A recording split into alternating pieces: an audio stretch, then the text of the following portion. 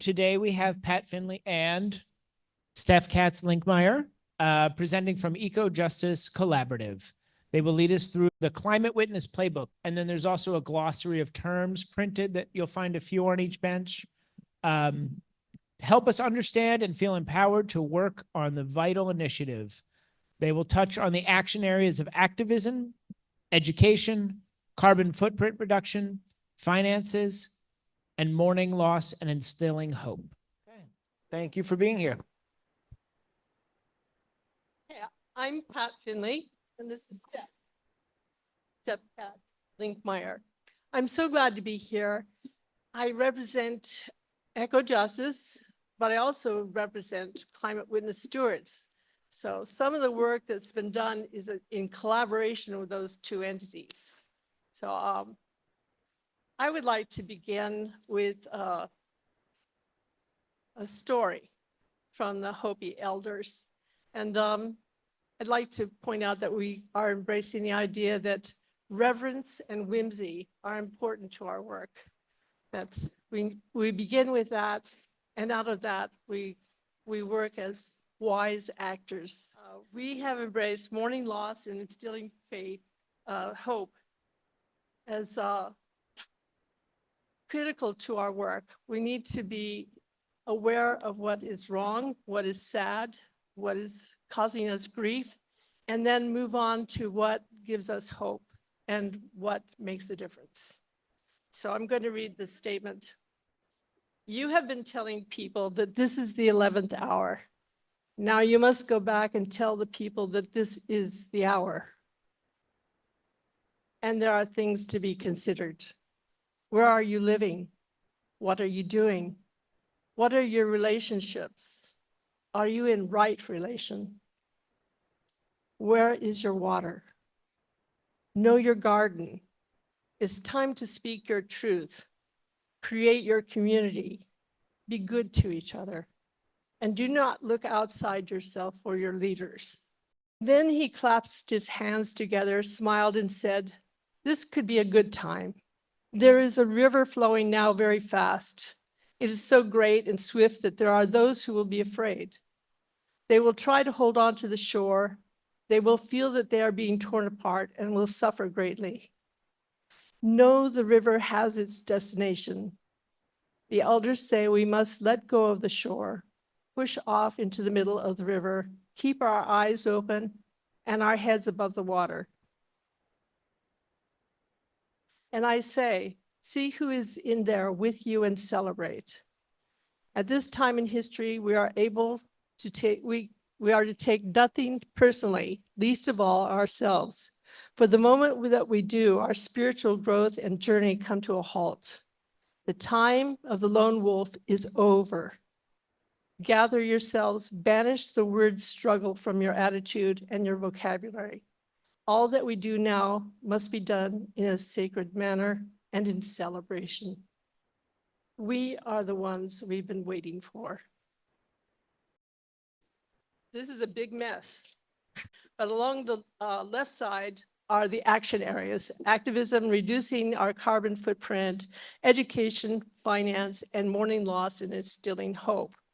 And they're color-coded. Each category is according to the color of the action area. The way I've thrown this on the plate is like throwing spaghetti at the wall.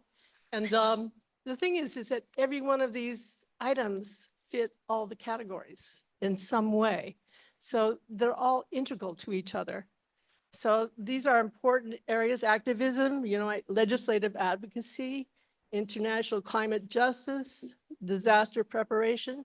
These are all things that also fit under, education and finance and mourning loss. So we'll get into more detail as we go. The Eco Justice Collaborative and the Climate Witness Stewards have been working for a couple of years to try to collect information about what the monthly meetings are doing. And so it's really important that before we start our own work, we know what's available in our own area. So I have this database that I'd like to put online, and it has all the monthly meeting work for climate and environmental justice. So, Not all that we know about. all that we know, about. Right. I wish we knew more. Right. We've been collecting from the State of the Meeting reports, but, you know, they don't have everything about the work that people are doing in their meetings. So there's projects in meetings that are done by the community and those that are done by individuals. And both are important. But today we're trying to give some understanding of what we can do in community. So these are the action areas that the Eco Justice Collaborative of PYM has focused on. So it's a little less busy and easier to look at on this page. It's activism, education, which was mentioned earlier today during worship, reducing our carbon footprint, finance, and mourning loss and instilling hope, which the poem was about earlier. And the climate work of monthly and quarterly meetings have been taken from the State of the Meeting reports, as Pat has mentioned. So these action areas were established by the Climate Sprint and were published in the report. And if you have the document that's going around that has some terms that will come up, for not everybody is equally aware of all the terms, just so we have a document that has a list of terms, and both of these will be available to you electronically, but it also has some websites available for you. And so the report, which is moving forward together in the face of climate change, there's a URL for that report at the very bottom of that page as well, just so you know. What Pat and her many cohorts have done, and it's the EJC and the CW. I mean, I just joined. Let me just jump in here. Yeah, sure, please. There's a whole lot of information in this presentation. Right. And I'm not going to present all of it. The whole point is it's a resource. So I will tell you what's there, and then, or we will tell you what's there, and then you can go and check out the details. The point of talking about the gathering of this information is that in these 5 action areas, what this collection of information has done has allowed, and if you would, I see Olivia's on the correct slide, each of these action areas has been broken down into what is being done at each of the meeting houses. And then I'm going to let Pat talk about them, but then the areas and what houses are doing it. And it's really a fantastic layout in this PowerPoint. It's a lot, like I said, a lot of information, but the 5 areas will come at the top, and then some subheadings, and then the actual meeting houses that are doing these things. So it's a really nice way to show this to each of you. And the areas across are the kinds of projects that people are doing, like in activism, as I mentioned, legislative and regulatory advocacy, vigils, protests, international climate justice, environmental justice programs, multi-generational working groups, supporting climate witness stewards, that's CWS, sorry, and EJC, Eco Justice Collaborative. And here, this is important, disaster prep. Some meetings are getting ready for the effects of extreme weather. So as you can see on this document, we have all the meetings that are engaging, or the meetings that we know are engaging in these areas. Okay. The next one is education. So the list that the glossary, that's highly dense piece of paper. Thanks, Stef, for preparing it. It has, when you talk about these projects, you know, and some of them are obscure issues, and so you might want to look at the glossary to find out what is that about. That's the first step, and then once you get a sense of where it's going, you can look it up further. So in education, we have, we're asking people to provide liaisons to the climate witness stewards. It's a way of us being able to talk to you. So, so far we only have about 5 or 6, and we would like to have maybe about 40 or 50. And this way we can talk to you and, you know, have an interaction about what's going on. And we're hoping that that might work out on PYM Connect. So I'm asking you all to sign up for that. I haven't actually done any work on it yet, but I will be. But I would like to actually have a conversation with somebody rather than just posting things.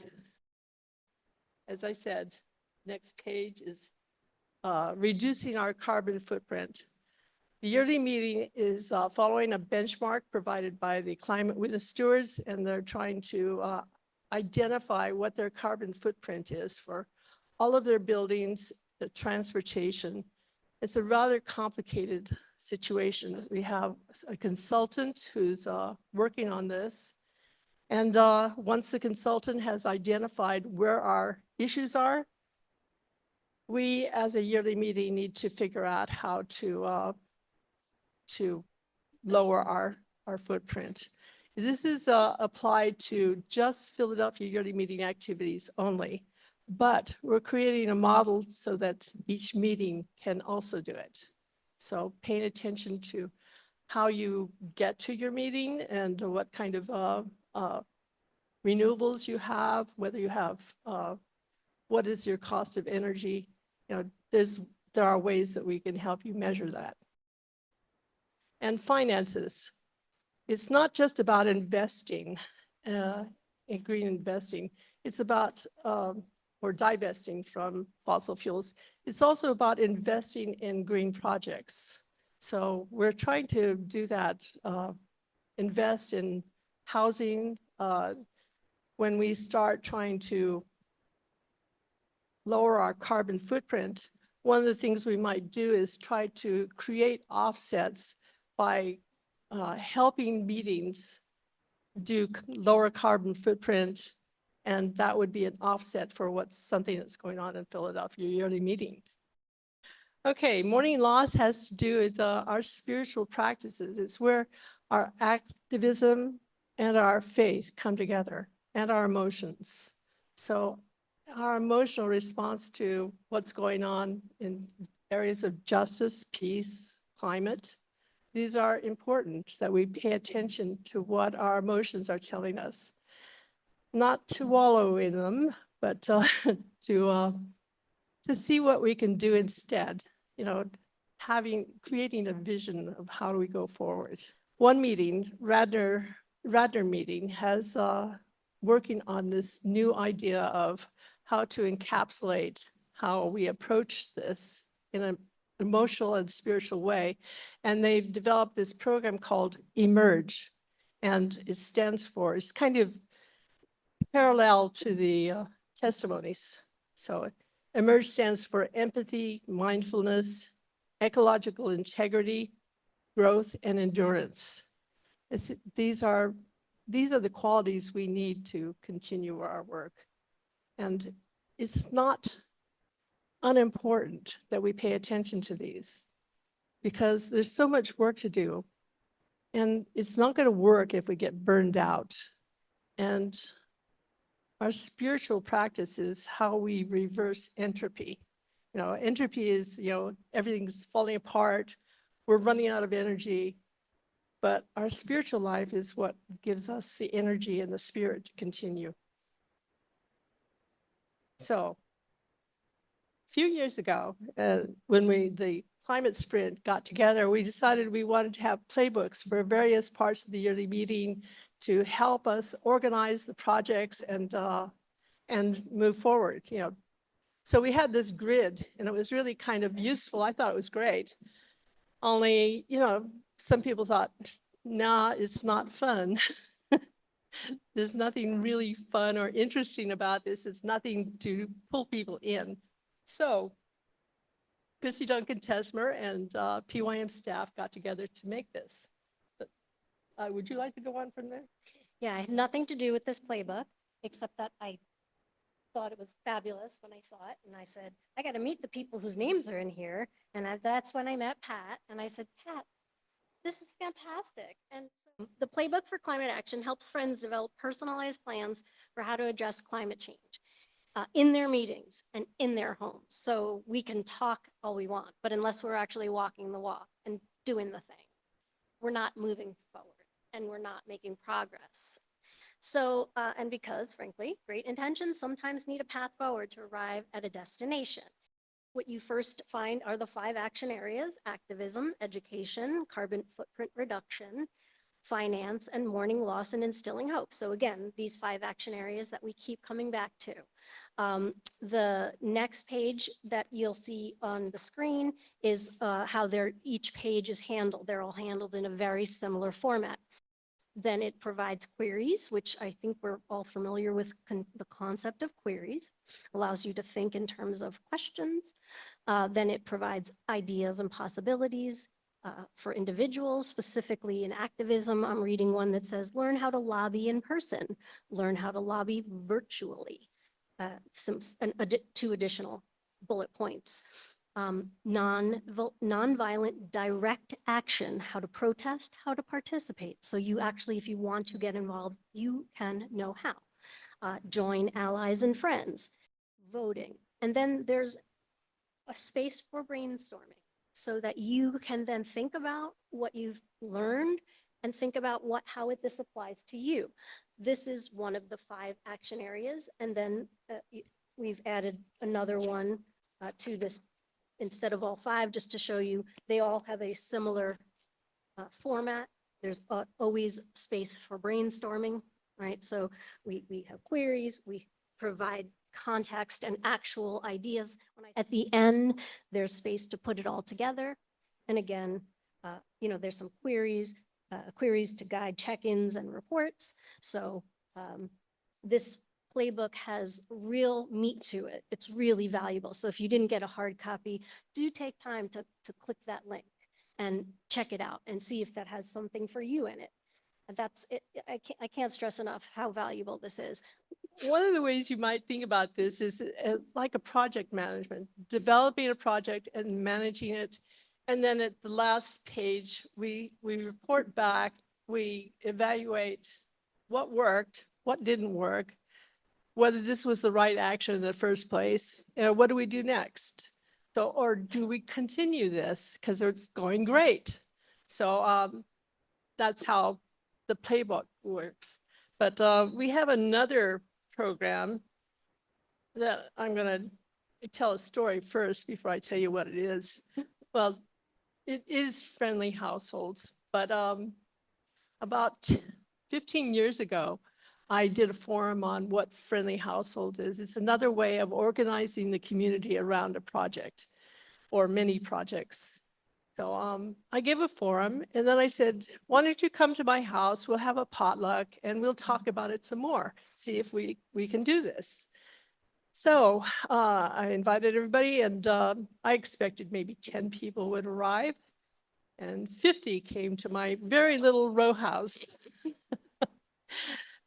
We didn't know what to do with all the food. It was just stacked and some of it ended up on the floor. But 50 people came and we couldn't get very much work done because it was just too chaotic. So we decided to meet, and this was December. We decided to meet January. So the point of this program is to develop ideas about what we want to do that go beyond what we are already doing. And so we kept a spreadsheet about what people wanted to commit to. And it isn't as if you're committing and you can't get out of it. You've signed a contract, but you commit to this one project and then you come back for another potluck the next month and you say, well, this didn't go so well. I think we need to modify it a bit, or I need to switch to something else. And so usually with the next few months, we kind of settled on what really worked for us. And what is wonderful about it is that come January, how many of you have ever been able to keep your New Year's resolutions for a whole year? We did. So I'm kind of proud about that. Friendly Households. So this is a grid. It's very complicated. And sometimes, I don't expect anybody to want to read it. But anyway, it divides things up. It's kind of like a transition. If you've ever heard of Transition Town, it's kind of like a mini transition Olivia, town. next page, please. Pardon me? Yeah, she's Okay. Sorry. All right, so I've broken this out into each of these three areas.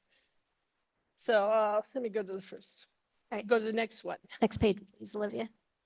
Okay, the first one you. is, no, I'm going to go back. Back, sorry. I'm sorry. I just want to point out that on the first level, you're talking about the work that we do individually, our visioning and grounding. How do we educate ourselves? This is the personal level. The next one is community level. How do we work together? And how do we decide what to work on together? And it's usually within your own community, maybe your meeting house or just your township. So the last level is the public domain. It's like national level. It's like FCNL or, it's about advocacy. It's about trying to change policy. Visioning and grounding, like it begins with queries. Each one begins with queries, like what will keep us centered in love and gratitude? What lifts up which matters most in our lives? What deepens our reverence for life? So this is where we begin as Quakers. We begin with this spiritual grounding. And then you can take stock, you identify your strengths, spiritual practices, create a vision, and set goals and objectives. Now that's just the beginning. This is just, you can operate forever on just that level. In the personal domain, where you bring in your family, your friends, your faith community, the queries are, what will make us more responsible consumers? Does my faith community model good stewardship and simplicity? What harmful household habits do we need to recognize and change? What alternative habits can we engage in? And then you can assess preparation, you can foster alternatives, and you can reduce harm. And public domain. Recently, the yearly meeting is very much involved with the controversy about lobbying. And so it's still undecided, but as a result of their concerns for their tax exempt status, we formed a new organization called Quaker Action, which works mostly at the state level in the Mid-Atlantic region. So we're working in New Jersey, Pennsylvania, Maryland, and Delaware. So we are trying to sort of model what FCNL does, but at the state level. So there's so much that we can be doing in the public domain. And it actually isn't something that works well if just we do it individually. So we really do need to gather for this one. So the questions are, what will support a more responsible system of using resources? As clearly it's about systems as well. Are we establishing an interfaith partnerships? Are we making connection in local communities? What harmful systems do we need to change in our neighborhood, state, nation, world? What alternative systems do we need to create? So I'm not going to, there's so much more to say about friendly households, but it would take, a potluck to really get into what it is you could do and make it work. So I'm going to leave friendly households right there. And I want to go into something that we've been asked, Eco Justice has been asked to do a report on our work for this year. And the first question is, what is it we want everybody to know about us? And one of the things that we want everybody to know about us is that we're concerned about democracy, that all our work for climate is at risk right now. And we're not sure how far back we're going. We're already going backwards. So it's not just climate work, it's immigration, it's health, it's research, it's education. All of these things are important and they're integral to what we're doing because we're not going to be able to proceed unless we make some changes. So I've included in this document something that I don't think that we can really go through today, except I would tell you the headlines of it. It's from Daniel Hunter. It's ways to ground yourself and be active to make change. So the first one is trust yourself. Second is find others who you trust. Grieve. Allow yourself to grieve. Release that which you cannot change. Find your path. Do not obey in advance. Do not self-censor.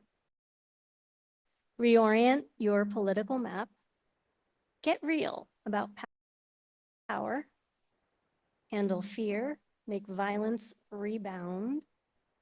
Envision a positive future. And that's just a pretty picture that I really liked. And we really appreciate you taking the time to sit with Well, us today. Not finished, not finished. And Pat is not finished. Okay. So Eco Justice is, composed of leaders. And so we're asking people who want to lead or start something important to join us because I'm just the clerk. I just sort of make the space and do the administration stuff. Everyone else in that group is the leader. They do, Liz Robinson is an expert in energy and policy. Steve Locken is he's a rocket scientist, actually. Yes, he is. And he's head of Quaker Action. We have Pamela Haynes, who's an expert on public banking. And we don't have any young people except Stef here. She's our young person. I am the youngest and I have just retired. And I'm 80 years old and I'm looking for people on the back benches who want to step up and take my place. So I really want the young people to come in and say, am I ready to lead this? Am I ready to be mentored into leading this? I would really like you to take it over. I'm inviting you to come to Eco Justice because we have a lot of work we would like to do. We need you. Not everybody has to head a project, but we can. The thing about each project, each person is an expert in their project or their way of looking at the world. And then we work together and we support each other. Thank you very much. Are there any questions? What is the campaign against Vanguard? Well, I'm not involved with that. That's Earthquaker Action Team, which is separate from Philadelphia. That's Nearly Equate. me. Yeah, Equate. We put the website for Equate on the terms list, so there's a contact there for Equate if you want to contact them and find out about it. Yeah, it's a really important group that some of us on Eco Justice involve ourselves with and show up at Vanguard. Vanguard has been investing in some of the dirtiest oil projects ever. They used to be a very ethical group, and now they're financing things we would rather they didn't. My name is John McGee. I'm on the board of the Earthquaker Action Team. Anybody that wants to talk about that later yes. can Thank see you. me. There you go. We have Thank you. connection right here. Fantastic. We've got a question in the back. Should we try to do little individual things? Like, for example, when I brush my teeth, I turn the water off while I'm brushing my teeth. Do those things matter? They're Yes. trouble, but They The do. short answer is yes. Every little bit helps. But wait a Period. minute. It's the minimum. It's the way we should live our lives anyway. And we're role models for others. But in terms of impact, no, we have to work at the system level, at the public domain. We need to work as a community. It isn't enough just to make sure our lives are impeccable. correct? Excellent answer. Microphone over here. Hi, good morning. Thank Hi. you for your presentation. Do you ever go directly to meetings and help them directly with with the work that you do? And We do go to meetings and if you want to have a potluck, we can talk about friendly households. And, or if you want to just have a meeting and we'll talk about working through the playbook. And I can show you all the things that other people in the yearly meeting are doing. And we're going to try to link all of that to people you can contact. So if you want to do a project at your meeting and you don't know where to begin, you can find a meeting that has begun it and done it successfully. And it doesn't mean that you're going to copy it because everything's different. Information. That's also important. That's another thing we're working on, is trying to make sure that we interact with our communities, our townships, and we have the CCA, shoot, I don't remember. It's a community, something aggregations about making sure that the whole community is getting renewables. So, yes. But your question is basically, the answer is that's why we're here. We're reaching out. We're doing outreach for this. That we want the more people we connect to. And That's correct. And Right. we're doing an overview right now, and we can zero in. Could you say a bit more about lobbying on the state level? I've often been confused when should we be lobbying as a quarterly meeting, as individual meetings, or as individuals? What's the best way to do this? Call it, I think, QMAR, some of us Oh, call it QMAR. QMAR. Oh, Anyway, if you join them, sign up for their network, when there's a bill that's really important, we'll send out an explanation and tell you, you know, whether your congressman or representative is working on this or not, and it needs to be pushed. And we'll say in which direction you need to talk to them about this and why. So if you look at the brochure that I've handed out, there's information about contacting or connecting with Quaker Action, Mid-Atlantic yeah, region. it's here. And also we put out a newsletter, and you can sign up for the newsletter at that link, at the link above it.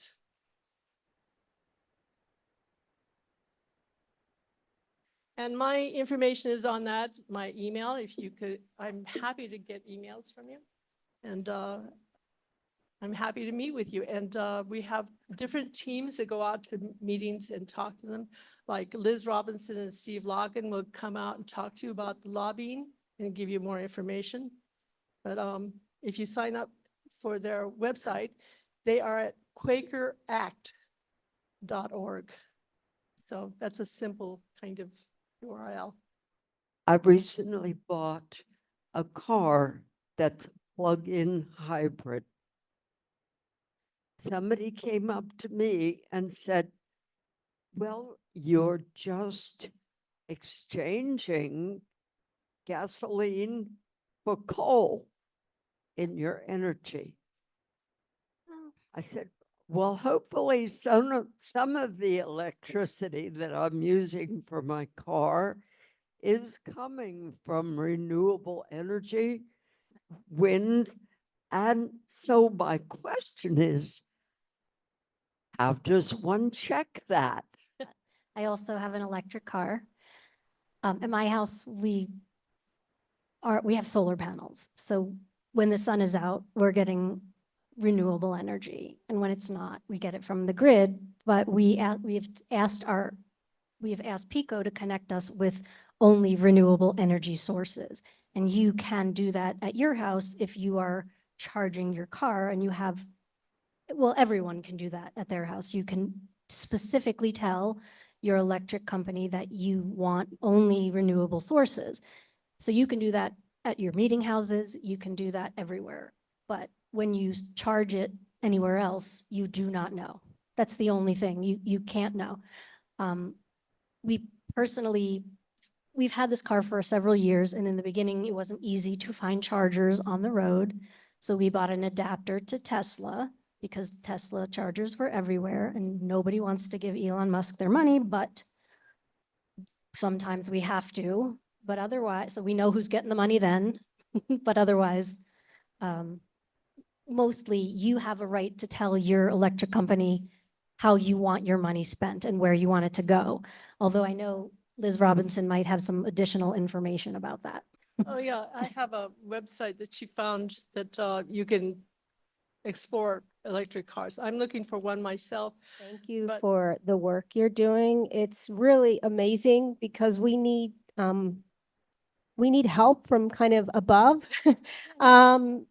In my meeting about 10 years ago, a group of us started, we connected with 350.org and we did a lot. There are people sitting here today that and online that really helped with education. And people from our community in the suburbs that had never heard of Quakers before came to potlucks, came to watch the movies. And we actually gained a few members. I want to just say, we can all get really caught up in the granular level of what car should I buy? What reusable grocery bag should I remember to bring? And this is where I think a lot of us give up. It is not about just the individual. What the power we have as Quakers. And, my background is design and interior design. We have bricks and mortar. We have meeting houses. You can't believe what a resource we have. We have physical space and a presence in the community. So you don't have to do a potluck out of your tiny house. We had up to 150 people. You might remember, Scott Hoskins. We had people coming in, signing in. We were able to really move a lot. Where I think things were hard is that there were too many different ideas. I think the playbook is a really good idea to kind of figure out what do we want to do. And I can see something happening like different meeting houses in the quarter becoming specialists. So which I think the climate playbook and the grid you're talking about will be a fantastic resource for us. Anyway, thank you. I'd like you to know that I no longer have potlucks at my house, but you should know that Parker Palmer says that potlucks are a sacred Quaker practice.